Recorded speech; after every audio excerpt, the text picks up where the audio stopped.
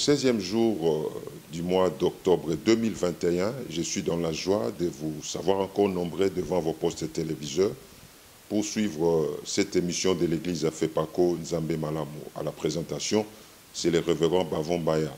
Nous saluons notre père spirituel, l'apôtre Erego Aïdini, le représentant légal et président des églises FEPA dans le monde, ainsi que son épouse maman Harmonie Baenga, que nous saluons chaleureusement. Nous saluons le révérend Obinyati Aïdini, le pasteur provincial de l'église FEPACO Nzambe Malamu, Lubumbashi au Katanga, que nous saluons. Nous saluons Yanana, qui est en mission de service en Inisiro. Nous saluons Maman Faye, qui est aussi en mission de service à l'intérieur de notre église FEPACO Nzambe Malamu.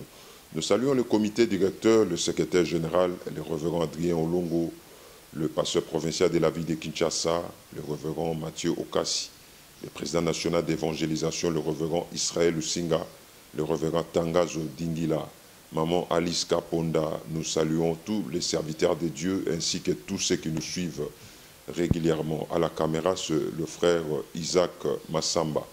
Bien-aimés dans le Seigneur, l'église FEPACO Nzambe Malamu, tel que je vous le dis souvent, ce n'est pas seulement Kinshasa.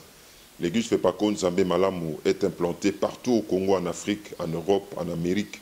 Cette église est opérationnelle. Je pense qu'aujourd'hui, nous allons encore revenir aux images de Songololo, où l'apôtre Erego était descendu pour inaugurer le temple des districts de Songololo. Et avant cela, je vais vous présenter un extrait de la sensibilisation de l'église FEPACO Nzambe Malamu France, FEPEB, Fraternité évangélique des Pentecôtes en Europe, en France, et avec la représentante déléguée de notre église en France, la servante de l'Éternel, pasteur maman Clara Mouzadi, organise une grande journée de louanges et adoration sur le thème « Nouveau départ ». C'est une grande journée de louanges et adoration où les enfants de Dieu vont se rencontrer demain dans la paroisse de Pantin, sur 46 avenue d'Élisée, 93 500 Pantin, au 2e étage. Ça sera demain, dimanche 17 octobre 2021. J'invite tous les enfants de Dieu de Paris, tous les enfants de Dieu qui sont aux environs, même en Belgique, même en Italie, peuvent prendre le métro, peuvent prendre le moyen routier, même par avion, pour venir assister à cette grande journée d'adoration et louange des enfants de Dieu qui sont en train de célébrer pour la gloire de l'Éternel, notre Dieu. Et la servante de l'Éternel sera là pour annoncer l'Évangile. Suivons cette sensibilisation des enfants de Dieu de FEPACO France. Le 17 octobre, Nangonga ya 15h en église ya direction ya FEPACO Nzambe Malamu ya France boye belé pour na kokumisa Nzambe bien-aimé ngala kozanga te po kozanga te Nangonga 15h tozali belé pour na kotombola kitsa bo kontina Nzambe okoyoka lokito ya masange joli. Bienvenue à tout le monde. Alléluia, peuple de Dieu. Na pesi bino mbote na kombo na Yesu Kristo. Tobengami mokolo na le 17 octobre 2021 na ngonga ya 15h na église à Pantin. Boya ebele pour na mokolo journée de louange moko azanga te miracle guérison nyonso osama mokolo ngo Nzambe apambola bino. Oui, bana Nzambe nyonso tozana FEPACO tozana journée de louange donc komisa mokolo elongo na maman la biso Clara tolia maloba kitoko donc tozana rondima ke kitoko kati na Yesu. Amen. Merci. C'était la sensibilisation de l'église FEPACO Nzambe Malamu France, bien-aimés dans le Seigneur. Je réitère encore mon invitation pour tous ceux qui nous suivent, qui sont en Europe, en France, en Belgique, en Italie, partout. Faites-vous violence pour que vous puissiez participer à cette grande journée des louanges et adorations que l'église FEPA France organise dans notre paroisse de Pantin. Et vous allez recevoir la bénédiction de l'Éternel. Et la servante de l'Éternel, pasteur maman Clara, sera là pour annoncer l'Évangile. Bien-aimés, tel que je vous ai dit au début de notre mission, aujourd'hui c'est spécial Songololo. Songololo, c'est un district évangélique de l'église FEPACO Nzambe Malamu, province évangélique de Cataract Matadi. Et ils avaient reçu l'apôtre Erego Aïdini le week-end passé. Le samedi 9 octobre 2021, l'apôtre était descendu à Loufou pour y passer la nuit. Et le matin du dimanche 10 octobre 2021, l'homme de Dieu était descendu dans la paroisse des districts de Songololo pour inaugurer ce beau temple que les enfants de Dieu ont construit. Et je vous dis souvent que FEPACO n'est pas Kinshasa. L'homme de Dieu, l'apôtre, il est le président des églises FEPA dans le monde. Vous venez de suivre en France, mais Songololo avait reçu l'homme de Dieu dans la joie. Ils ont construit une jolie maison pour la gloire de l'Éternel, notre Dieu, dans le village de Songololo. Et vous allez voir que nous devons encourager ces enfants de Dieu parce qu'ils sont en train de suivre les recommandations du numéro 1 de l'église FEPACO Nzambe Malamu, l'apôtre Erego Aïdini. Suivons la suite de l'inauguration de l'église des districts de Songololo.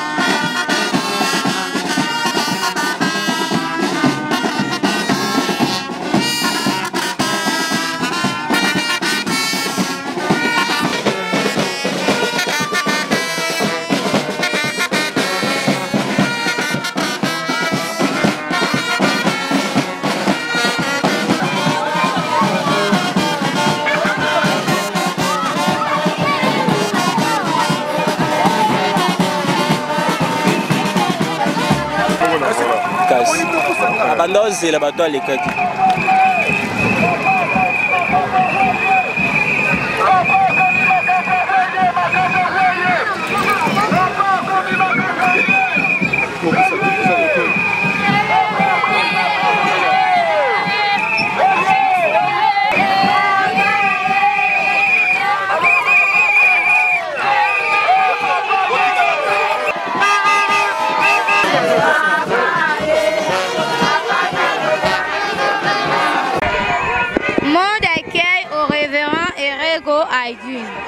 Représentant le gol de l'église FEPACO Nzambe Malamu. Monde, à l'entrée du district de Songololo. Révérend, toute la communauté de la province évangélique des Cataractes est très heureuse de vous recevoir à l'entrée du district de Songololo et souhaite ainsi la bienvenue à vous et à toute votre délégation. Elle vous souhaite d'y passer un agréable séjour. Que le Dieu de l'apôtre Aïdini Nabala vous accompagne et vous protège pendant votre séjour.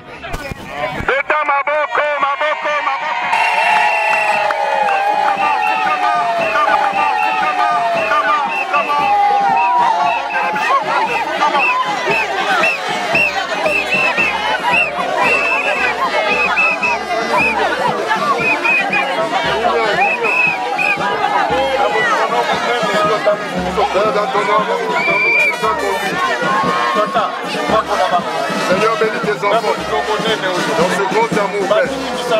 Ils ont laissé leurs enfants, ils ont laissé leur maison, ils ont laissé leurs occupations. Ils sont venus nous accueillir. Bénis le Père. Que chacun d'eux ne manque pas la bénédiction venant de toi. Sois la solution dans leur problème. Parce que tu es Jésus, le Seigneur des Seigneurs. Qu'il soit béni, Père.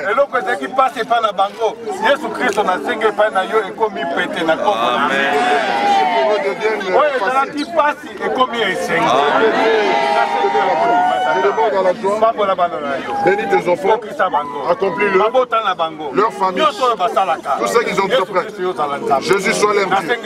Je demande à la foi. Toi tu as béni. Au nom de Jésus-Christ. Amen.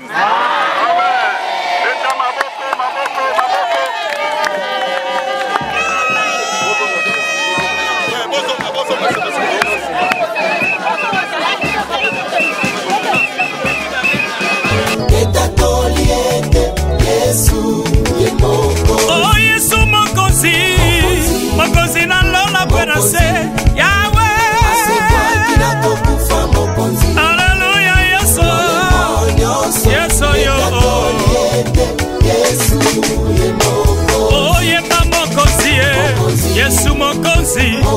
mokonzi ya lola mbena oh mai nazoi na mapanga Yesu azali lokola nzoi aleki mafuta nzoi elengi mingi nzambe na bongo na ngai oh mai nazoi na mapanga Yesu azali lokola nzoi aleki nyonso ya mokili oyo elengi mingi kumisa ye sanjola ye aleluya asana mapamboli mingi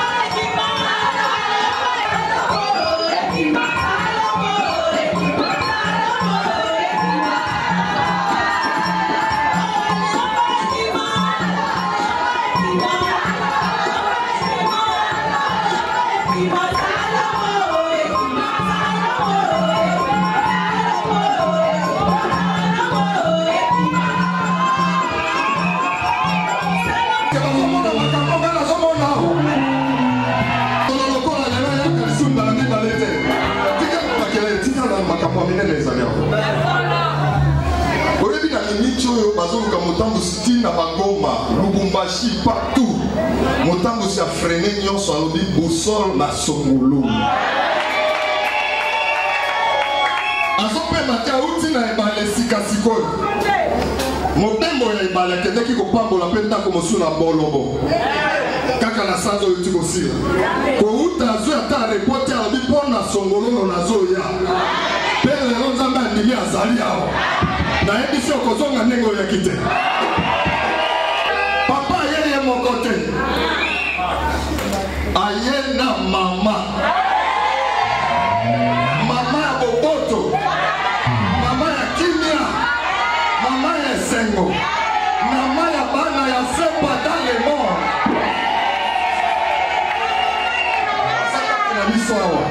mama de mama est-ce que ma maman va salir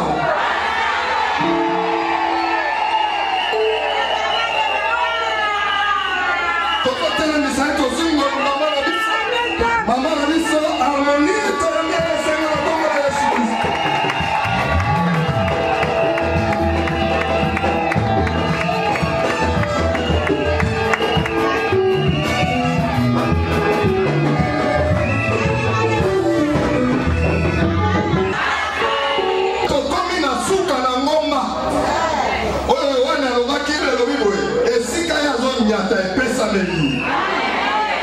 minute au lit sur la table des alliances. Il y a ce n'importe quitté. Abandi fait mon sang à la jambe de l'autre. Asa évangéliste international à Tambola Kamokili Moudiba Bona Sangomala. Amen. Asa président des églises de fête pendant le monde. Asa représentant fait pas côté na Congo asa représentant. Mais asa autant aussi a fait pendant le monde. Ce qu'on a Chine beaucoup a fait. OK, dans l'Allemagne beaucoup aux États-Unis partout les alliés. Les alliés gablotes, les alliés églises. Dans le ville Congo. Amen. Il y a ce qui a dit son nom à la côté à côté de l'Israël. Zambe na ye moko à côté de l'Israël. Mais ngai na kotanga kaka kombo na ye. Tango na kotanga kombo na ngina uka muziki wana. Bozobenga ngoni ni wana boro wana bozobenga ngoni. Cri de guerre. Agitation. Agitation. Cri de guerre. Ongisa obeti onyati ndenge papoka saloba. Otamo notanda komo na ye moto moko kofanda sante. Tozokota na agitation malamo. Moto nyonso atelemi musique ya nyati. Oyo toyambi. Motambo Simonet l'église fait pendant le monde. Abengami, évangéliste international, révérend, Papa Nebele, Terego, Haïti.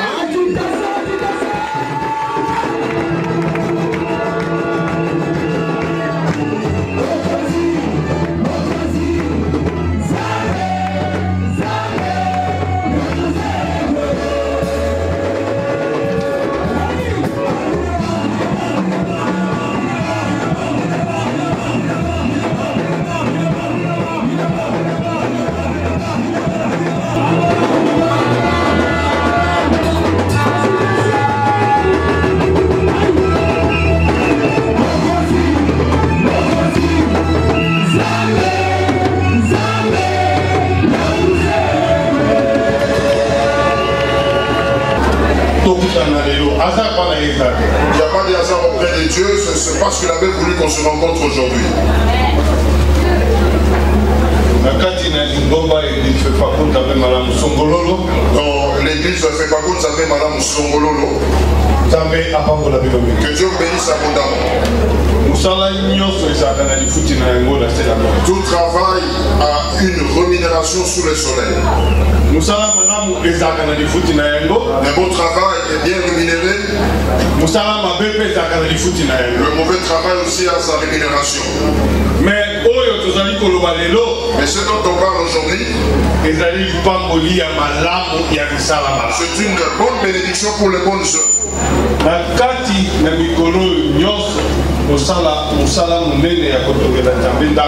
Pendant tous ces jours de construire le temple pour Dieu,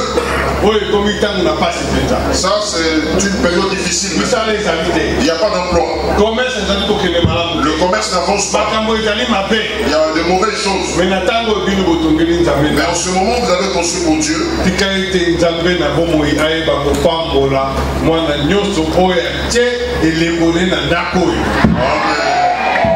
Amen. Tout enfant de Dieu qui a contribué pour la construction de ce temple.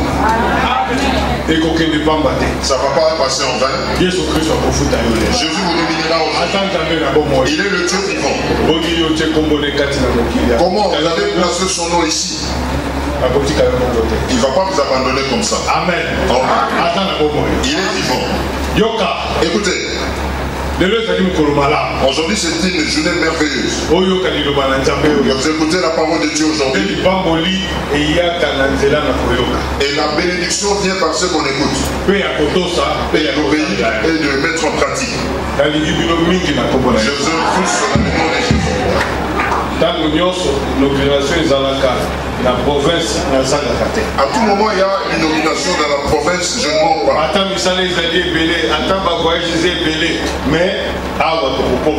Depuis de toutes les préoccupations, les occupations, le voyage, mais ici j'arrive toujours.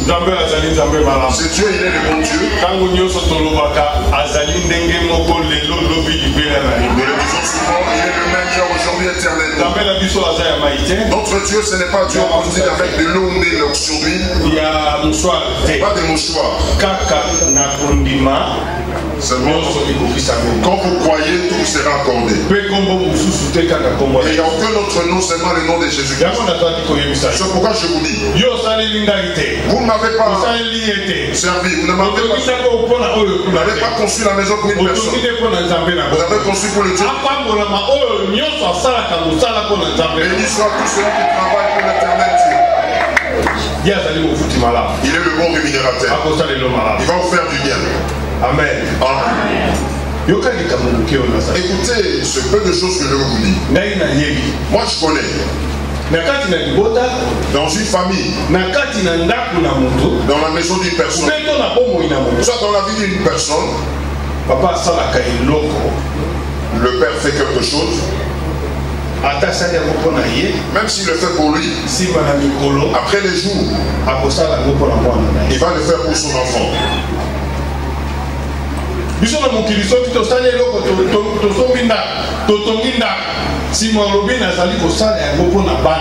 dans le monde, quand on construit des maisons, on va dire que nous le construisons pour nos enfants.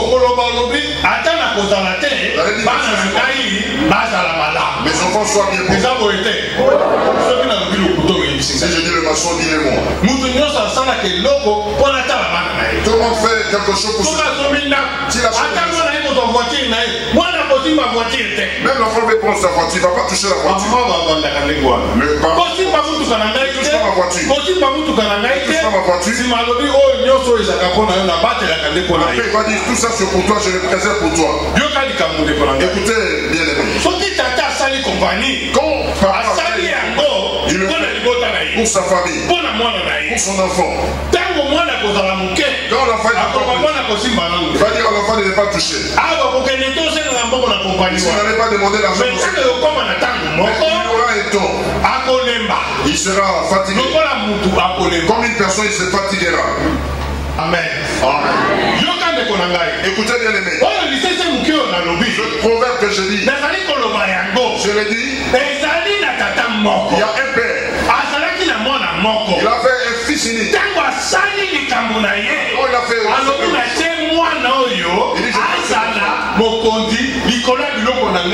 cet enfant puisse se gérer tout. L'enfant dont je parle c'est Jésus-Christ. Désormais quand il a je le fais pour Jésus-Christ. Il n'a pas fait pour une personne. Pas pour un homme. Pour une personne sur la terre. Il n'a pas donné le pouvoir à quelqu'un d'autre. Il a donné le pouvoir sur son fils. On dit cet enfant est en train de refléter Dieu. Il a tout le pouvoir sur lui. Il n'a pas donné le nom d'une personne. Pas le nom d'un ange. Pas le nom d'une personne. Son pouvoir il n'est pas fait avec personne. Mais il a donné à son enfant. C'est pourquoi je vous dis sur ce nom. Je vis à Jésus-Christ. Il n'y a pas un autre Dieu sur la terre. Nos pères se sont autoproclamés des dieux. Il y a de ceux qui fabriquent leur Dieu. Mais moi je vous dis, il y a un seul Dieu. Celui qui croira, sera baptisé, sera sauvé. Celui qui refuse sera condamné. Voici le miracle qui accompagnera ceux qui ont cru. Ils chasseront les mauvais esprits à mon nom. Ils vont parler en nouvelle langue. S'ils vont saisir les serpents, ça fera absolument rien. Ils imposeront le mot malade. Les malades seront guéris. Est-ce que ça que tu sois leur Dieu à tout moment. Toi tu es le bon rémunérateur. Père, ça c'est leur moment de récolter la bénédiction. Jésus qui est dans le ciel. Père, le jour et la nuit, il pleuve ou qu'il neige, de la souffrance ou pas, de te suivre et te faire dans cette maison, Père. Écoutez la pleure de tes enfants dans cette maison. Leur souffrance, Père, écoute. Tous ceux qui sont demandés aujourd'hui, l'inauguration de ce temps, Jésus accompli. Toi, tu connais leur cœur. Ils ont confessé des noms. Ce sont des méchants, des pécheurs. Pardonne-le. Père, reprends une nouvelle bénédiction sur lieu. Tout celui qui était venu avec la maladie, des dos de tête ou des tensions, nous invoquons dans le nom de Jésus. Le sauveur, c'est toi, Jésus-Christ. Père, guéris-le. Accomplis leur maison. Tout celui qui a demandé quelque chose, au nom de ton Père, accomplis-le. Bénis-le. Bénis ce Bénis les autorités de ces vies. Que tu sois l'air, que tu le protèges. Que l'ennemi ne s'approche pas. Que ce village soit transformé. Leur chant qu'ils vont faire. Nous avons dit plus que même leurs enfants. Leur famille. De loin ou de près. Que tu le protèges. Que ce village soit un grand village. Parce qu'ils vont accueillir Jésus-Christ.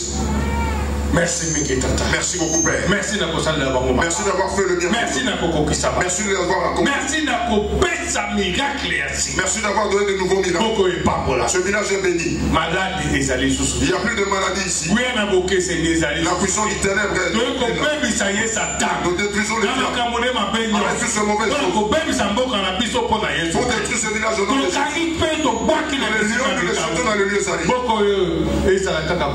Que ce village soit seulement ton nom Jésus. Toute puissance du ténèbre. Toute puissance du diable. Toute puissance des sorciers. Dans le nom de Jésus-Christ. Ce village t'est donné Père. Nous demandons dans la foi. Toi tu as accompli.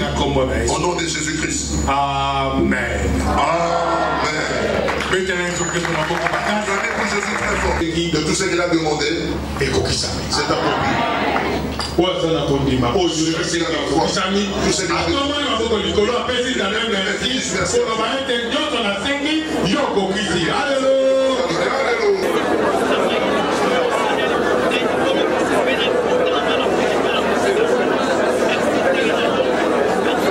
C'était l'inauguration du temple des districts de l'église Fepako Nzambe Malamu Songololo dans la province évangélique de Cataracte Matadi. Et vous avez vu la joie que les enfants de Dieu avaient pour l'inauguration que l'homme de Dieu avait effectuée.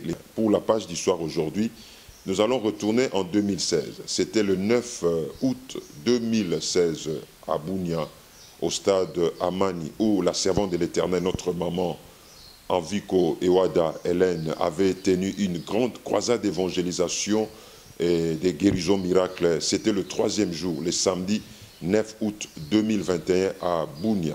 Suivez, vous serez bénis.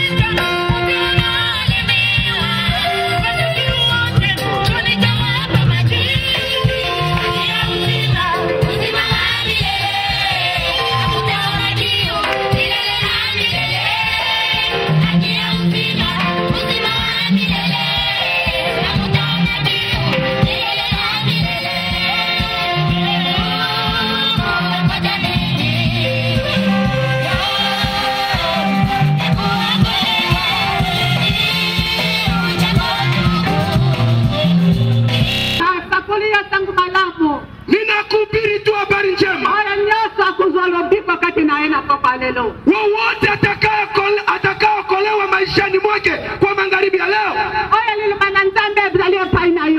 ambaye neno la Mungu iko mbele yako,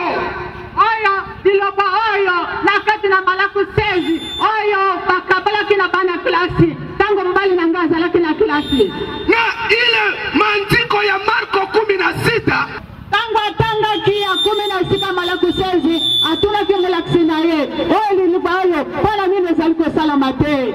na wakati aliposoma Marko 16 akaenda kwa mwalimu, anauliza mwalimu, mbona maneno hii haitendekwe tena?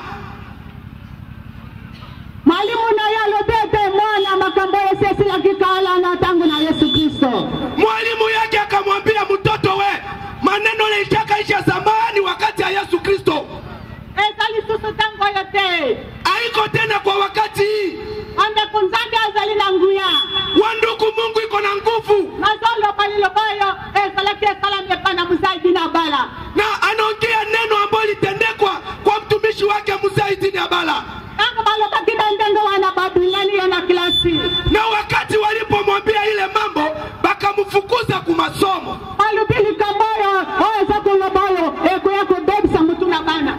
Bakamwambia maneno kinye mtoto huyo anaanza kuuliza hapa ataribisha naye akili ya watoto ya masomo yote.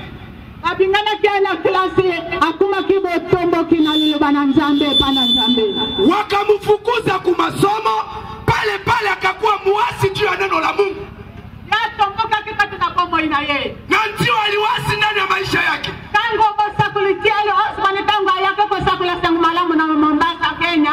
Na wakati mtumishi wa Mungu mwinjilisti kubwa Osborne alifika kuhubiri habari njema ndani ya mji wa Mombasa pale Kenya,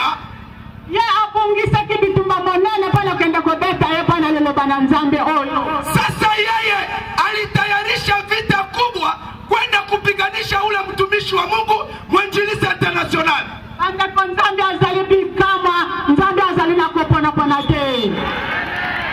Wandugu, Mungu ni maajabu. Mungu hana ubaguzi, hapana.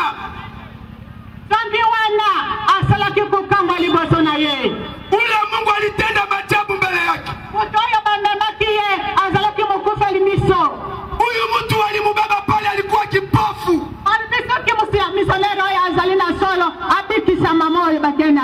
Na hivi wakasema kama kweli uliko mtumishi wa Mungu ya kweli, huyu mama tunamubeba tuone kama ataponesha macho yake.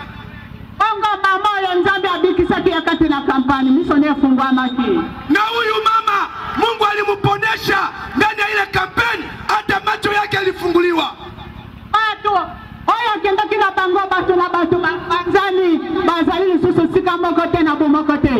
Na hivi wale watu ambaye aliwabeba kusudi waende kupiganisha mtumishi wa Mungu, pakasambalana, kila mtu akaenda na njia yake.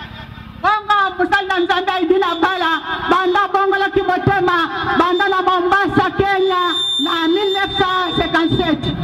Na hivi wakati mtumishi wa Mungu aliweza kuokoka kuamini Yesu yake wapale katika mji wa Mombasa tangu miaka 57. Tangu pale alihubiri habari njema ndani ya ile dunia.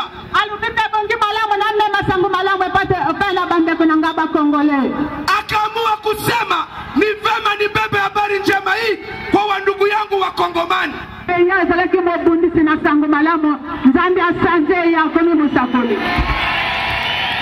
Leo sisi tunaokolewa kwa njia ya mtumishi wa Mungu mwenye alikuwa mwenye kusimamia habari njema, lakini Mungu akamubadilisha akaokoka, na njoo sisi leo tunaokoka kwa njia ya habari njema hii.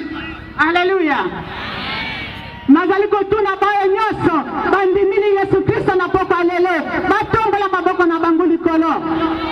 Wale wanaamini Yesu Kristo kwa magharibi za leo wainue mikono yao juu. Amen.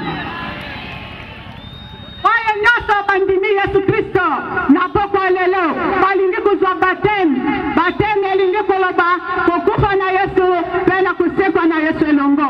Baye bandimini batem na poka ya bandimini Yesu Kristo badu mawali poso nano tebondele batamalite. Wale wote wanaamini Yesu Kristo wanaamua kubatiziwa. Maana ya ubatizo ni kusema kukufa na kufufuka pamoja na Yesu. Kabla sisi kuombea wagonjwa wale wanahitaji ubatizo, wajitokeze hapa mbele. Imayo moko motaso kwa mayote nayo ndimili Yesu Kristo kwa yoka sonite bima. Toka wewe peke, mtu asikusukume. Wewe mwenyewe unaamini Yesu, toka kule kuya huku mbele. Weta Yesu Kristo alopete ele moye kolanda na mtu haya ndimi. Kwa kuwa Yesu Kristo anasema alama hizi itafuatana na kila mtu anayeamini. Na mtu nyosa kuzwa batemi akosala musalo oyo. Kila mtu ambaye atakayebatizwa Yesu Kristo. Na hivi ole kama usipoamini Yesu Kristo.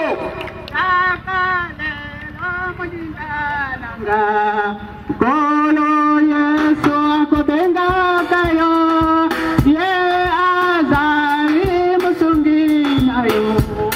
Yakale lo kozila te, eko yakale lo kozila. Hallelujah. Lelo, esa hilo mpiko kati na bomo inayo. Ubatizo utapokea leo ni wokovu kwa maisha yako leo. Katika masumo nyaso wanakomba na yeye Yesu Kristo. Utaacha dhambi yote kwa ajili ya jina lake Yesu Kristo. Na wewe utatoka kwa mshuhuda kubwa chini ya jua hii. Alama na miujiza itatendekwa maishani mwako.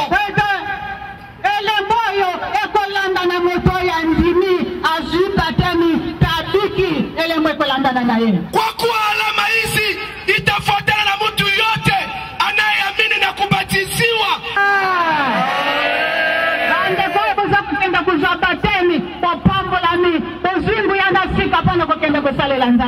Wandugu ambao mtenda kubatiziwa leo, mumebarikiwa, mumepata nguvu mpya kwa kwenda kutumikia na kushuhudia Mungu. Lelo okome kila mnasika moto ya atondi Yesu Kristo kati na yeye. Na leo wewe unakuwa kiumbe kipya, mtu ambaye anakaribisha Yesu ndani ya maisha yake. Bokotia maboko na tuna mikono na babeli mbeba kubika. Na tena mtaweka mkono juu ya wagonjwa, wagonjwa watapona. Haleluya. Amen. Kwa Yesu bandimini yele moyo kulandana na yeye. Wale wote wanayeamini. Amen. Haleluya. Yobali malaji Yesu abikisio. Mimi Mungu ananisaidia, nimegonjwa malaria ya mgongo. Muda wa miaka 1.5 mimi sikuwa natembea na kunyoloka hivi kisi nimesimama hapa nilikuwa nasikia gumu sana. Hivi leo nimenyoloka, mimi nasema asante Mungu akubariki. Amen. Kumba na mkongo bandao kuma te kita mata betela Yesu Kristo maboko makasi.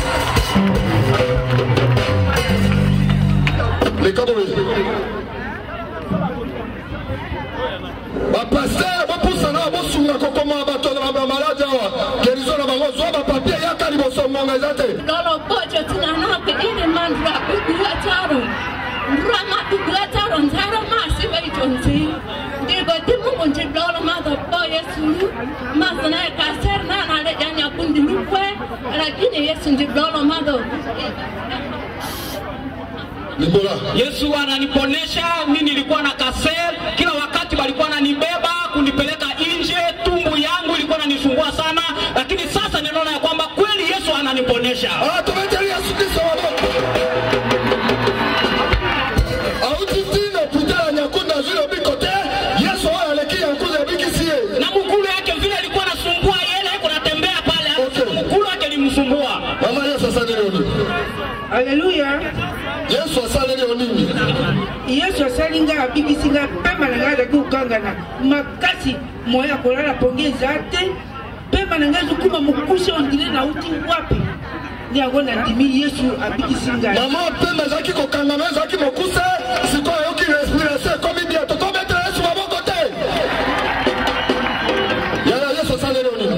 Zambe asali linga ngolu ba kamarade nyonso baboya kinga pona malade akokoya koya menzambe atinzi kingawa na zwilo biko na moni courage komi na nzoto na ngai epilepsie sili bete Yesu Kristo maboko makasi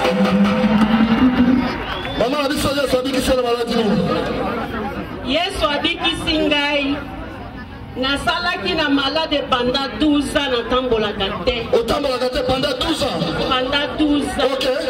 Mais lelo Nzambe quand même asaleli nga grâce que lelo na me quand même kotambola ndenge bomoni. Yo moko lombe kuna okomi awa. Merci tambola na lokoza na leta na 12 ans tambola. Betela Yesu Kristo maboko tambola kate ye moko matini kolope atamboli pendant 12 ans. Ya Yesu asaleli yo. Yesu abikisi ngai Baba makasi. nazaki kobela semaine akuna banere etungisinga ezobatosala na perdre nsima mpona kwei na se mayele nange ebungi me lelo ntango mama azobondela nayoki lisusu epandinga makasi ntango nasimbi kaka motu ntango mama alobi amen etiki yazaki na banere mayele na ebungaki yesu asaleli ebitamo banere ezongi abiki tambola sikoyo na kimia na kombo na yesu kristo beteli yesu maboko makasi.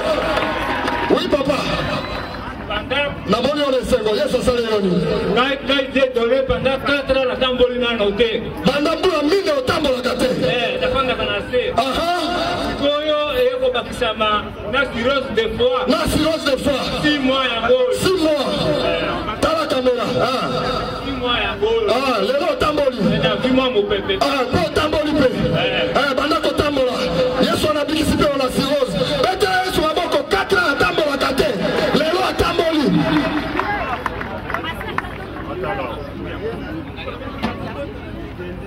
Papa yesu asaleli oni atambelisa mi leo natembe obandaki kotambola te depuis le 18 août 2012 nilipataka soke mpaka sasa siatembea. Papa banda 2012 atambolaka te azwaki shoke kasi lelo abwaki bekire na yango atamboli betela yesu kristo maboko. C'était la grande campagne d'évangélisation et de guérison miracle avec notre regrettée maman Envico Ewada Hélène qui avait eu lieu au stade Amani à Bunia le 9 août 2016. C'était vraiment une grande bénédiction pour les enfants de Dieu de cette contrée-là.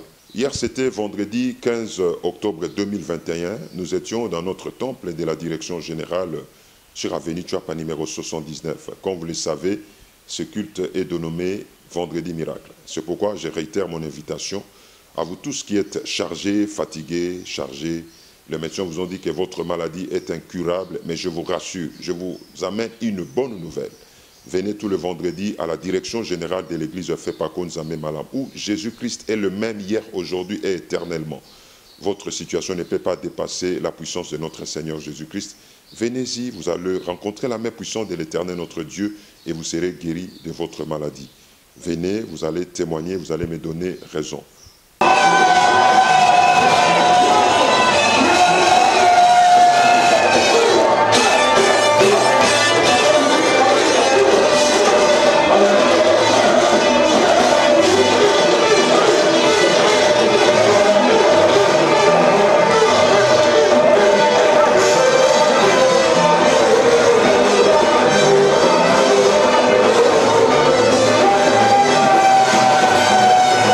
Yeah.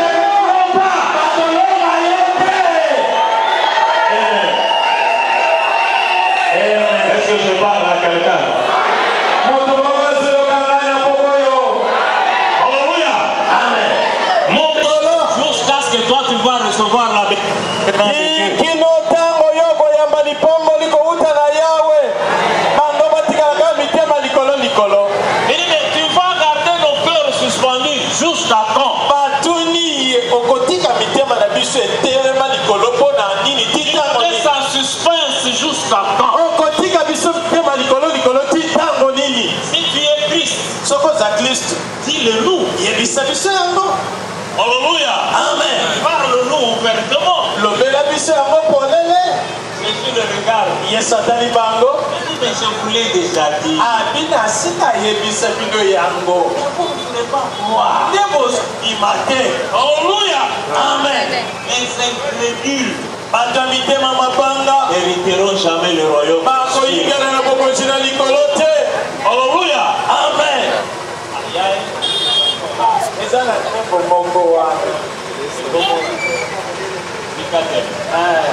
azanzambe azosala ezomonana ekotika tembe. Amen. Jésus leur dit, Jésus au milieu de vous, tous les jours, je vous le dis, vous ne voulez pas croire. Je fais même des miracles. Vous voyez les œuvres que je fais. J'étais avec Bartimée. Je vais faire recouvrir la vue. Vous les Juifs, vous étiez là. Vous avez vu. Et vous ne voulez pas croire. Je suis allé devant la tombe de Lazare. Vous les Juifs, vous étiez là. D'ailleurs, c'est vous qui avez dit il pleure. Il l'aimait. Vous étiez là. J'ai ressuscité Lazare de mort. Vous étiez là. Vous avez vu. Mais vous ne voulez pas croire. Ah, je comprends. Vous ne croyez pas. Bien aimés, comme vous le savez à la télé, l'heure c'est l'heure. Nous sommes pratiquement à la fin de notre mission. Mais vous aurez les images du comité national de soutien qui était reçu à la résidence par l'apôtre Erego Aïdini ce matin. Et nous allons vous présenter les images de ce comité national de soutien lors de notre prochaine émission. Nous sommes pratiquement à la fin de notre émission. À la caméra, c'était Frère Isaac. À la présentation, le reverend Bavombaya. Suivez-nous tous les samedis à la RTVS 1 à 16h05 et la rediffusion sur tout le mercredi à 16h05 à la RTVS 1 toujours. Nous allons clôturer notre émission avec la sensibilisation de la grande journée de louanges et adoration de l'église Fepakoun Nzambe Malamu France.